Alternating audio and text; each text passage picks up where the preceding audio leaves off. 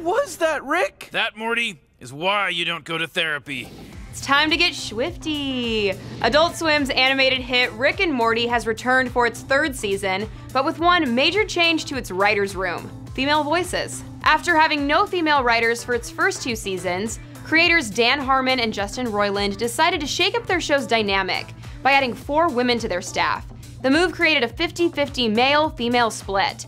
Harmon made a similar decision for the 3rd season of his last show, Community. The 4 newcomers, Jane Becker, Erica Rosby, Sarah Carbiner, and Jessica Gao, were given the intimidating task of joining a show that has a crazy cult following and has become a massive hit, outperforming the competition in its time slot. Gao, the veteran of the group, was Robot Chicken's first female writer, while the other 3 women had only a handful of writing credits on their resumes.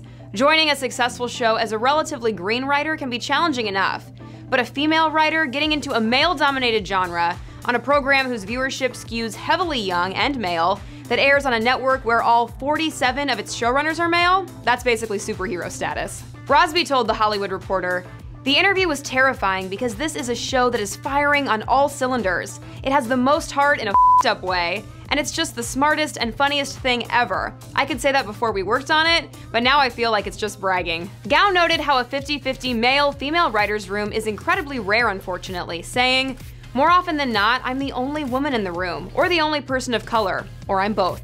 So how has this change affected the show? Carbiner said of previous seasons, "I don't think they ever didn't give Summer, Morty's teenage sister, and Beth, Morty's mom, their due.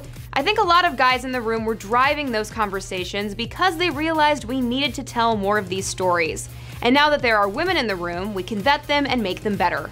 Rosby agreed, "There was probably a slightly more nuanced take on some of them. However, there was some fan backlash that occurred over 6 months before the season's premiere." Carbiner recalled, "There was a Reddit post that called us the social justice warriors that Dan had to hire that ruined season 3. Roiland told THR in a 2015 interview, when he and Harmon were staffing up for the 3rd season, "It hasn't been an agenda thing, but just coincidentally for some reason, I don't know why, this staffing round we got a lot of female scripts in addition to male scripts. We just look at what's the best script." As far as the ladies' integration into the writer's room, Becker says, "It was absolutely natural. It wasn't like, hey guys, we've got women in the room, so we can't do what we normally do, wink wink. There was no pushback, there was no weirdness." Be sure to check out the full story on the women behind Rick and Morty's 3rd season on THR.com.